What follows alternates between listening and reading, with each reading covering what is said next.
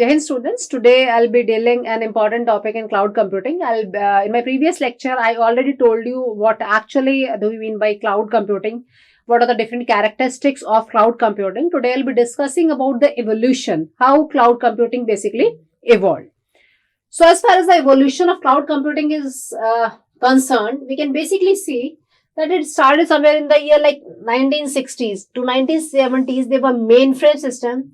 Then from 1980s to 1985, mini computers came. From 1985 to 1990s, PCs were there. Then again, we talked about the client servers from 1919 to 1995, IP networks between 1995 to 2000, right? Then mobile devices basically comes between this particular year, and now is an era of this cloud computing. So you can say like it's not the thing which has actually just started. It is something based on which it is basically evolved, right? Evolved from your mainframe to till what we are actually today. Now, what are these mainframe computers? They are collectively referred to as big iron or computers, which is primarily used by large organization for critical type of applications, right? So they are basically the mainframes or the computers which the different large organizations basically uses for the applications, for those applications, the applications which are very critical, right? Like processing of the data which is actually in bulk, right? Like the census data, the industry data, the consumer statistics data, ERP, transactions, processing. So they are basically the computers or the mainframes which are basically used by different organizations for the critical type of applications. Now, what are this cluster computing?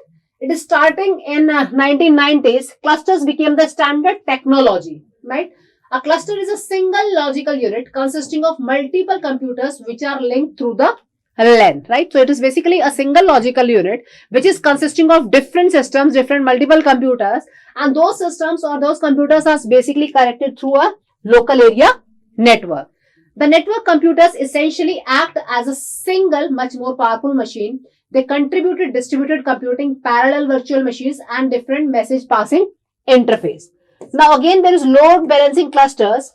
Here workload is actually distributed across multiple installed servers in the cluster network. So it's not all like that, like there will be only a single system based on which which is actually overlaid. There is basically the load balancing cluster. So workload is equally distributed among different type of servers in the particular cluster network. Highly availability clusters, a group of clusters which ensures to maintain very high availability, right? Availability on demand, availability as per the requirement. Again, high performance, these computers, networking tactics use supercomputers and cluster computing to resolve complex and highly advanced computation problems, right? Sometimes it faces this issue that again the requirement is basically to resolve any type of issue which is very complex. And again, different type of computational problems are basically required. So for that, high performance clusters are basically required. So this is something which is going to help in that particular case. Now, as far as the distributed computing is concerned, this is a computing concept that in its most general sense refers to multiple computer systems, right? As again, it is very much clear from the word itself only, which is working on the single problem, but which is basically like distributed, right? So in distributed computing, a single problem is basically divided into number of parts. Each part is basically solved by different computers. Now, grid computing, it is the technique in which idle systems in the network and their wasted CPU cycles can be effectively used, right? Like the way with the help of which we can actually make sure that if there is any type of system and that particular system is actually an idle system in the network. So that means there are different type of CPU cycles which are basically wasted, right?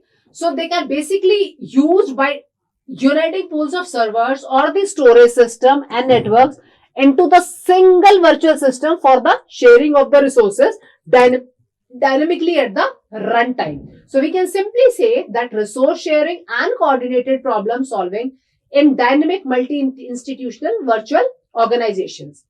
Now, this is basically the example. See, we have taken into account a small local area network which consists of around 20 systems, right? So, there are basically 20 systems, you can say. And out of those 20 systems, we can say, let's say 10 systems are basically the systems which are totally idle.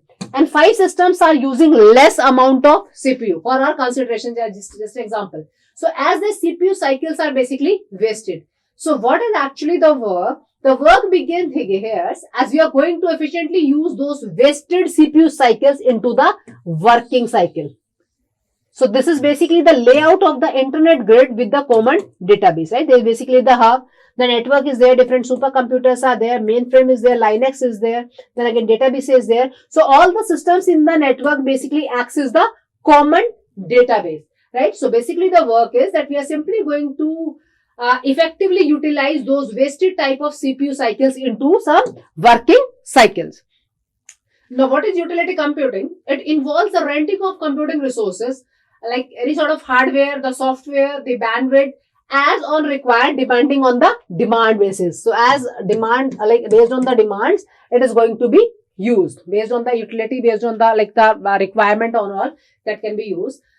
The computer utility is a service provisioning model in which service providers makes computing resources and infrastructure management available to the customers as needed. So as and when the customer needed, they will be provided to the customer and charges them for specific rather than a flat rate. I already told you this thing in my previous lecture too, that the user need not have to pay for the services for which the individual user is actually not using it, right? Like rather than a particular type of flat rate, they actually have to pay for the type of services they are actually going to use. So for a specific use, they are supposed to be charged, not for, based on that sort of like flat rate as well. Now, you can see like as far as the evolution of sharing on the internet is concerned, like initially networking is there. There are multiple region networks like computers initially on universities and again on different type of national labs as well. Then internetworking and the internet came of regional networks with some TCP IP begin to replace additional or regional alternatives with there. Then information sharing, the World Wide Web, HTML page format, HTTP protocol. Then again the resource sharing, grid computing came, standards and software for sharing different resources and again with the collaborations. And then came the concept of this cloud computing. So everything as a services. Everything as a services, sharing of the services over the web, right? Sharing of different type of services over the web. Everything as a services over the internet. And again, this is something which is very important. Net, internet, web, right? So everything, anywhere, IT services, it is available. It need to be available, like it does need to be properly scalable as well. Now, what is distributed system? Distributed system is basically the collection of different independent computers interconnected via the network capable of collaborating on the task, right? Again, as I told you earlier too, it is basically cleared from the word itself only. It is a collection of different computer systems, the systems or the computers which are basically independent. They are interconnected via the network, right? And which is collaborating on a particular task. So they can be characterized as a collection of multiple autonomous computers which communicate over a communication network and having different type of following features. So what are the different features of any distributed system? There is no common physical clock, right? In distributed system, there is no common physical clock. It is something which is simply going to enhance the reliability. Again, increasing the performance and again the cost ratio as well. Access to geographically remote data and again the resources that we are going to use. And again, it is something which is also scalable in nature. Now, what is basically the motivation for this like distributed system? And we are saying that we are using any sort of distributed, like we are creating any sort of distributed system. So what is basically the motivation behind it? Inherently distributed computations, that is mainly applications such as money transfer in the banking or reaching a consensus among the parties that are geographically distant, the computation is inherently distributed, right? So that means for inherently distributed computations, right, which generally occurs in different type of applications when you need to transfer the money in the bank and all. So we can go for this distributed. Now resource sharing again, it is a sharing of resources such as different sort of peripherals and complete data set and so on and so forth. So resource sharing again is there. Access the geographically remote data and the resources, right? Any sort of data like bank database is there, some supercomputers are there. So you can access the geographically remote data as well as the resource. As far as the reliability is concerned, it enhances reliability possibility of replicating the resources and execution to enhance the reliability. See, reliability is something which is very, very important, and we are actually looking for like the computing that we are actually going to do, right? So it should be properly reliable, right? It should be properly trustworthy in nature. Now, different examples we can talk about this distributed system. Telephone networks and cellular networks, again, computer networks such as your internet and your internet, ATM bank machines, distributed database management system, network of different workstations located at different locations, which are distributedly, at different locations, mobile computing, etc. Now, as far as the advantages of distributed system are concerned, information sharing among different type of distributed users, like which need to be which are actually geographically disparate from each other. Proper resource sharing, which we have already discussed, properly sharing of the resources. This is again a very important point, that whatever resources we are actually going to use, are those resources properly properly shared, or we can say that we are having those resources but we are not able to share those type of resources, so those resources are basically wasted asset, right? So proper sharing of the resources is basically done.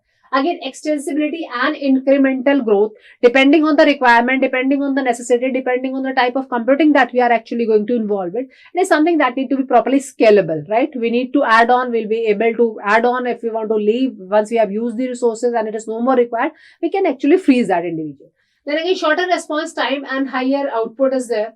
It is again, as I told you, higher reliable, better flexibility in meeting users' need.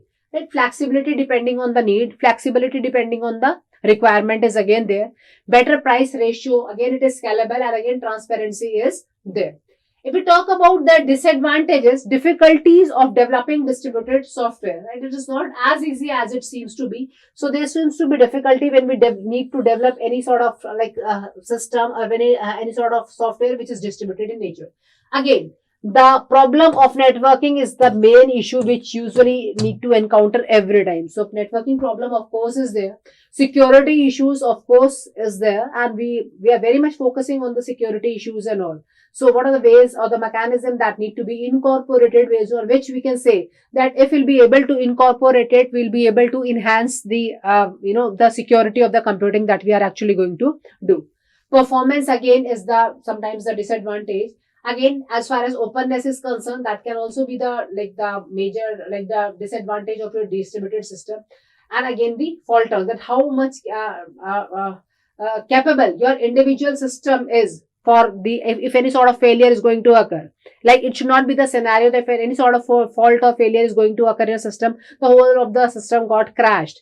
Right. So what is basically the fault tolerance capability of an individual system? That again need to be properly catered. That again need to be properly managed. So that is important from this particular point of view, from this distributed system. And if you are going to compare it with the computing that we are actually going to do in terms of your cloud, in cloud computing also we see that it is something which is actually over the web, right? Over the web, the sharing of the resources is basically over the web. It is basically something which is actually scalable in nature, right? Highly available, highly the type of services which is basically required. And as and when you are actually not going to use any type of services, those services need to be basically free. So as and when there is a demand, you will be using those services as and when. And as an individual, as an user, we need not have to manage different type of things. We need not have to buy different type of hardware resources. We need not have to buy any sort of software that need to be properly installed, and based on that installation, we'll only be using those type of services. So there is a proper administrator who is going to manage those type of resources and all. As an individual, we are not going to manage any type of services over that particular cloud, right? So thank you so much, students. Thank you.